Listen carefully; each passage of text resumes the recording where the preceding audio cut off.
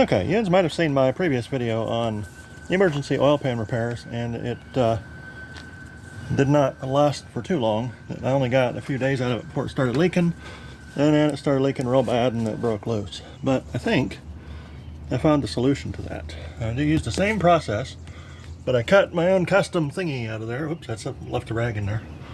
I cut some poster board and I taped it together and cut it and stuff. Oops, I left 2 rags in there. And the oil pan has a hole in the very bottom of it. So I just foamed it solid up until like slightly above. I cleaned the whole oil pan real good, foamed it solid till right up above where the typical oil level in the pan is. Well, slightly below that, but she's holding now.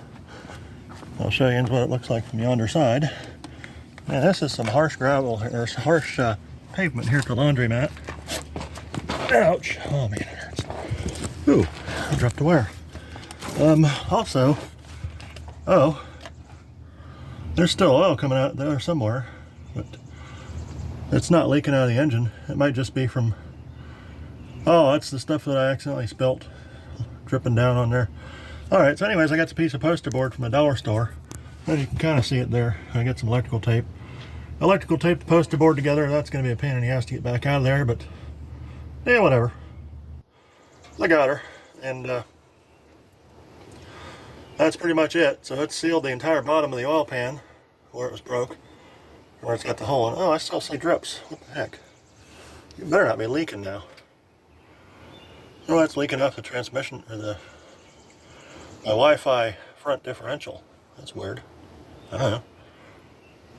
Anyways, so that's the deal. It seems to be holding up. I'll tell you what.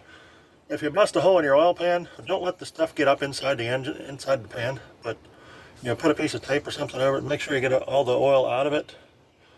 Then put like a piece of tape or something over top of it so it doesn't make its way into the engine. You don't want polyester resin foam in your engine. But yeah, just kind of I taped together about the appropriate sized little box made out of poster board from the dollar store, and I just stuck it under there, and I filled the crap out of it with expanding marine foam. This is 2-pound stuff, but I'm sure it'll work with other stuff too. Now those leaks are coming from higher up than that. I don't know what the hell that's coming from. Oh, it's the transmission. Oops. Oh yeah, that's that's transmission stuff. Okay, that's not even oil, motor oil. Yeah, either that or it's the damn differential lube, but I don't think that's the case because it hasn't started making any weird noises yet. I better check that though. The whole thing's oily from being just generally leaking every damn thing it can possibly leak. Oh shoot, the cross member bolts are gone. What the crap? Alright, we're gonna have to fix that too. Okay, well anyways, that's what it looks like when you do a field expedient oil pan repair without removing it from the vehicle. If you ever get stuck on a trail or something like that, that'll probably help you out. But I don't encourage this kind of behavior. It's probably not good for the vehicle in the long run. And your mileage may vary. Blah blah blah. Don't try this at your own.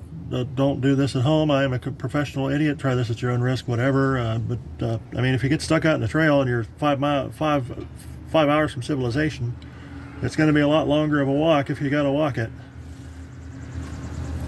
So. Use by any means necessary to save your life. Well, I'll see you later.